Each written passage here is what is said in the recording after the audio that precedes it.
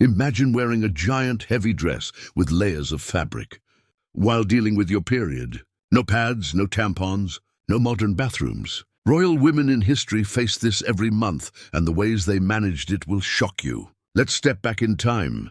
Royal women often used folded cloth as pads. These were made from linen or cotton, and they were reusable. The cloth was tied in place with ribbons or belts under their dresses. Think about spilling juice on a thick towel. It soaks in, but it's not perfect. That's how these cloth pads worked. They absorbed some blood, but leaks were common. And with no washing machines, cleaning them was slow and unpleasant.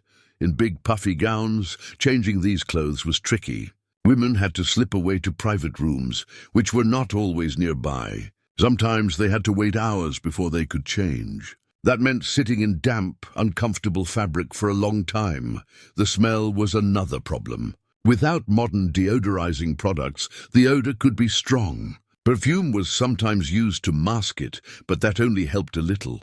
Can you imagine wearing layers of hot fabric, knowing you might leak at any moment? Some royal women didn't use pads at all. Instead, they let the blood soak into their undergarments and petticoats. This might sound shocking, but it was sometimes easier than trying to change cloth pads in a huge dress. Picture wearing a long winter coat you can't take off all day. If something spills inside, you just have to deal with it until you get home. That's how it felt for them.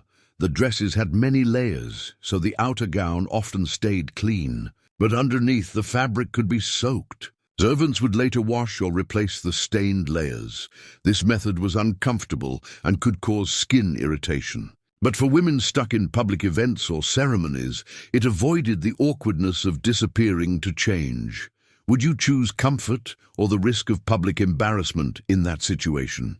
In some periods of history, women used natural materials like wool or even dried moss to absorb blood. Wool was soft but could be itchy.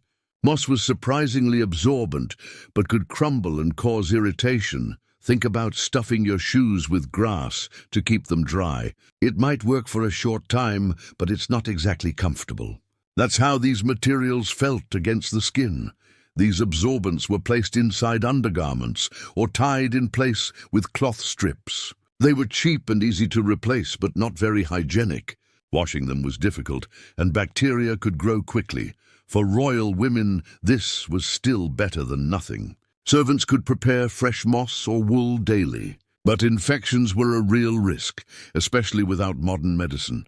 If you had no pads or tampons, would you try something from nature? Some royal women simply avoided public events during their periods. They stayed in private rooms, claiming illness or fatigue. This gave them time to rest and manage their bleeding without the stress of formal gowns.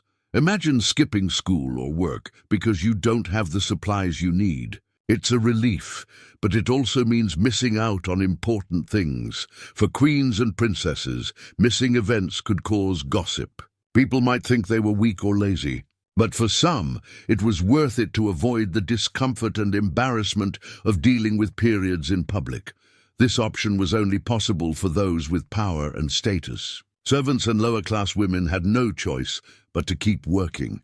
If you could hide away for a few days each month, would you take that chance? Royal women faced their periods without the products we take for granted today. Some used cloth pads, others let blood soak into their dresses. Some tried wool or moss, and some avoided public life altogether. Each method had its own discomforts and risks. Their struggles remind us how far menstrual care has come, and how much harder life was in those puffy gowns. If you found this glimpse into royal life fascinating, like this video, share your thoughts in the comments and subscribe for more strange history stories.